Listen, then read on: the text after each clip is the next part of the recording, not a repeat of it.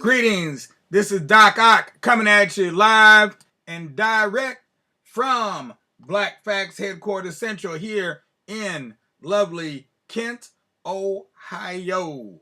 The only state in the nation that ends the same way that it begins, with an O.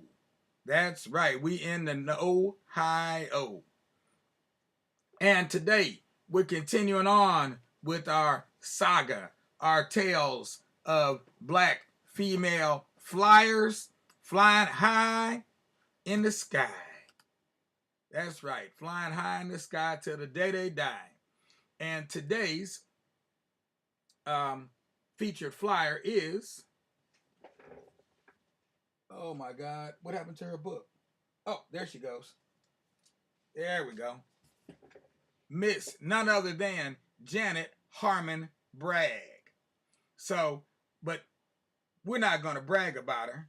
We're just going to give you the facts, because that's us, Black Facts. But before we go there, we got some other things to do, including our daily proverb. So let's get this party started. Starting off with first things first. If you're watching this on Facebook, give us a like. If you're watching this on YouTube, go ahead and give us a thumbs up. And if you, no matter what platform you may be watching us on, please, please, please, please, please, make sure to pass on the word that has been heard right here on Black Facts to all your friends, family, and close relations, even those who may have brought about some other manifestations in your life. In other words, somebody you may actually be having a little strife with. You can even tell them, it's okay. Feel free. We won't mind not one single little tiny bit. So, that's our first step. Next thing, proverb of the day. Coming right at you with the proverb of the day. And the proverb for today is, okay, give me a second. Had it right here in front of me a minute ago. There it is. He knows it like a game of Omweso. He knows it like a game of Omweso. For those of you who have not been paying attention, who have not been on point this whole time, the game of Omweso is played on a board very similar to this one right over here. Okay, not exactly the same. The Omweso board is larger, has more holes, more complicated game, but this is a dumbed down version of an Omweso board. The dumbed down version, the easy version. Okay, the world's oldest board game. And all of our proverbs this month have related back to that game. Why? Why do we keep bringing up this game? Why do we keep talking about this game? Why do we keep bringing up the name Mancala? Okay, why do we keep talking about Mancala games? We keep talking about them not only because they're the world's oldest games, but also because most people, the way that we are taught, it lends itself to our only using one half of our brain, one half of our mental capacity, thereby stifling our ability to excel, because most of us are half-wits. My terminology. Now, there are some among us who don't even use that one half to its full capacity. So they're only using half at 50%. So therefore, they're only using 25% of their brain power. I call them nitwits, because they're only using one half of the half that most people are actually using. And this kind of thing has been going on for quite some time. But all over the planet Earth, to this very day, black people play these games. And it's a math game. You have to be able to calculate in order to play the game well. And it's all embedded up in our culture, which is why we have poems, we have proverbs, we have sayings, and we have stories, all related back to this particular game. So as we talk about science, I just want to keep reminding people that science is us. We are science. In order for us to be here, some science had to come into play. Okay, when you deal with genetics, embryology, obstetrics, pediatrics, there's all kinds of science that went into it. We don't use those names necessarily to describe all these different elements, but they're all there. Even when you go in the kitchen and cook, you got some science to it. So science is with us. We use it every day, and I'm just trying to make that, I'm drilling in on that particular point. But meanwhile, I'm about to run out of time over here on one of my devices. So let's go ahead and get to our story of the day. We did our proverb. He knows it like an Omweso game. Story for today. We're still dealing with Janet Harmon Bragg. Okay? We're not going to be a drag because we're going to talk about Miss Bragg. And here we go. On with the show. On with the show. Boom. Shakalaka. This is a mural you're seeing right here. If you're watching on YouTube, you can see this mural of Janet Harmon Bragg on the side of an airplane hangar. And this is when she was in the running to become an aviator in the Georgia Aviation Hall of Fame, because she come right out of Georgia. And that's where we're going to go in our story today. We're going black to Georgia. Growing up, my brother Pat and I were inseparable.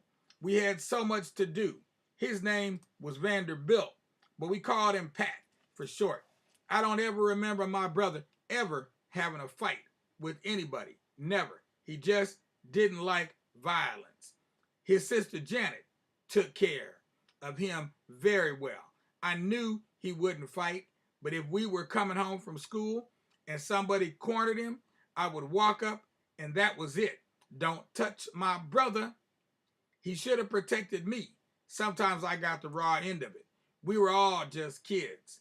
And after 2 or 3 minutes, we were all playing together as if nothing had happened. But just don't bother my brother. My grandfather, Oz, was a rather unique fellow. When he came to visit us, he always drove a nice horse with a surrey and a fringe all around the top. Pat and I would go out to meet him and climb in the surrey. Then he would say, "Don't put any mud in my buggy." I probably get my saving ways from him. Every little thing I pick up, I think I can use later. We used to laugh about it when grandfather came to visit us. He always had a pocket full of peanuts and shells. He would put his hand in his pocket, take the shells from the peanuts, then put the shells in another pocket. We thought that was funny, but it was just one of his saving ways. And he didn't want to litter. We didn't know what he did with the shells. Maybe they were fertilizer out on the farm. We don't know. I always liked to go out to the farm, out to his house. He had built a long walk with white sand and cedar trees on each side, which led up to the house. It was a beautiful house, stone for the first story and frame above, with tall trees all around and a big oak in the back with a swing. Wherever he came from, he was used to beauty. I remember that sometimes he would say, "Here you are, come out to eat off your granddaddy." Then he would smile. I guess we did go out there to partake of what he had to offer, because he had watermelons, berries, plums, and all kinds of vegetales. And my grandmother made the best cookies in the country. All the good goodies were out there. But Pat would say, "I just hate to go out there." Why does he always say we go out there to eat off of him? He didn't know grandfather was kidding. I thought my grandmother was so beautiful. She had long, straight, black hair, and she would let my brother and me brush it. But she didn't talk much. I remember that. Sometimes we'd talk to her, and her reply always was a grunt, like that. but she reared her children beautifully. My uncles and aunts were all grown when she died. Both of my grandparents are buried in the private cemetery in the corner of our land between two huge wild cherry trees. The limbs of the cherry trees, laden with cherries in season, were over the graves. Someone told us that it was bad luck to walk over graves, but we weren't afraid. Pat and I would climb up and shake the boughs, and the cherries would fall on a sheet or a quilt that Mother gave us for this special occasion. Then she would make cherry wine and let us taste it. Sometimes we'd sneak a little bit. After all, we were the gatherers. I think the real reason we were told it was bad luck to walk on graves is that they could cave in and we might fall. But it never happened to us. Also, when I was small, we were told, don't cut your fingernails or toenails. You've got to come back and look for them when you die. Kids believed a lot of foolishness in those days. I, on the other hand, was a regular tomboy, climbing trees, shooting marbles. I could beat all the boys at playing marbles. I always had a big bag of marbles because of my winnings. And I don't think there was a tree in our neighborhood that I didn't climb just to look around and sit there on a limb and see the universe and then come down. It was rather like later seeing the world from my airplane. I remember I was very rough on my underwear. Oh yes, they were torn every day. We used to buy flour in cloth sacks, and my mother would make my panties out of the sacks. Sometimes they had letters on them. When I think about it now, they were a good commercial for flour. I could have been making money advertising this brand of flour with my panties. Growing up, we were kind of in pairs. My father bought a Model T Ford, even though he never learned how to drive. Now, ain't that something? We would go to church in the car. Then every Sunday afternoon, one pair would have the car. One pair this Sunday, another the next, until we got around to everybody. If my brothers had a date, they could take the car. One Sunday, my father told Pat he couldn't have the car. Pat said, okay. And the next day, he dressed real fast and left early so he wouldn't have to drive father to church. When father found Pat had left, he asked me, do you know how to drive that car? I said, oh, yes, sir, though I had never driven it. I got in and turned on the switch like a veteran while my father turned the crank. As we got it going, my mother came out and saw me. Oh, my God, Sam, you're going to kill my child, she said. She cried. Nevertheless, I drove him to church on that day.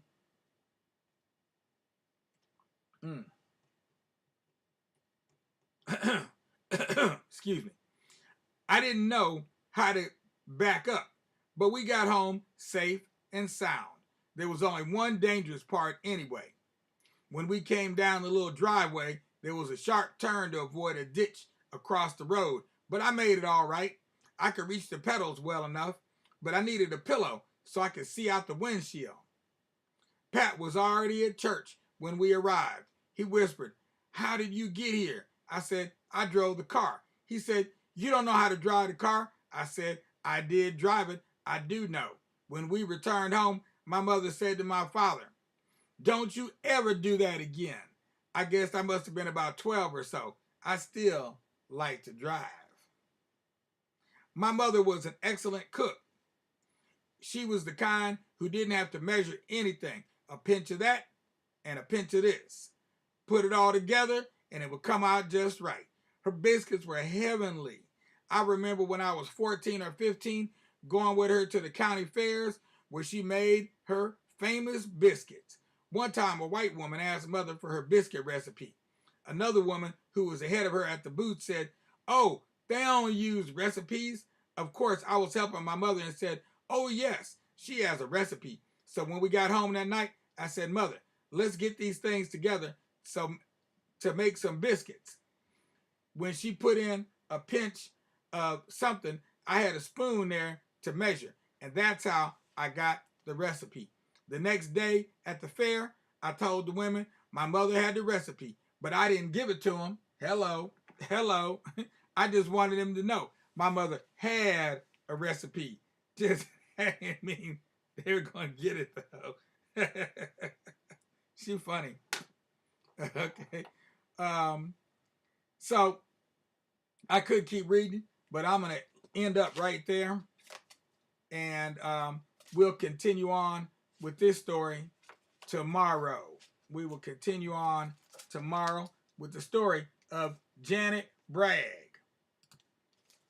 Janet Bragg, female flyer. Janet Harmon Bragg, female flyer. But tonight, we're going to get right because we're going to go ahead and read some more stories of some other well-known Black inventors, scientists, and or healers. That's right. Last night we read about, what's his name? Neil deGrasse Tyson, the astrophysicist. And for those of you who are not familiar with Neil deGrasse Tyson, I know y'all heard of Bill Nye the Science Guy. Okay, he's got a really cool name. It's easy to say, easy to remember. Neil deGrasse Tyson, you got to like work with his name. You know, he Black, he got to have a name that's more difficult, more, you know, it's not easily pronounceable even. I don't even know if I'm saying it right, but that's how most people say it. So Neil deGrasse Tyson, though, look for his special on Netflix. If you miss it, we're going to put it up on our playlist this weekend. It'll be up there on Saturday on Mind Over Matter. So look for Neil deGrasse Tyson on our playlist this weekend to actually see Neil in action. I'm gonna look for some of those clips where he's on there with Stephen Colbert. So it should be quite interesting because him and Colbert, when he gets on the late night show with Colbert, the two of them together, they just cut up and really act a dad blame fool. And I do mean a fool because Neil, he can get kind of foolish. He wanted to be a baller, but he turned out to be an astrophysicist. So that's how it goes when you come out the Bronx. What can I say? Meanwhile, we're going to go ahead and sign off right here. So we're going to give y'all a good day. A two-tile nana. We'll be black tonight at 9. This is Doc Ock at noon and 9. Signing off. Don't forget, last but not least, if you haven't done it already, give us a like on Facebook. If you're on YouTube, give us the old thumbs up. And then go ahead and subscribe to the Tubular Black Facts channel right here on YouTube. And I know Tony's already a member. So we're going to give a shout out to Tony. And the rest of y'all need to become members too. Y'all slacking out there. I see you right through the camera now. I know you ain't subscribed yet. It's your turn. Go ahead and sign up right now. Peace out without a doubt with justice. Because anything less disgusts us. We'll be black tonight. Look for us then. And we'll make sure to leave you with a great big grin. Peace out.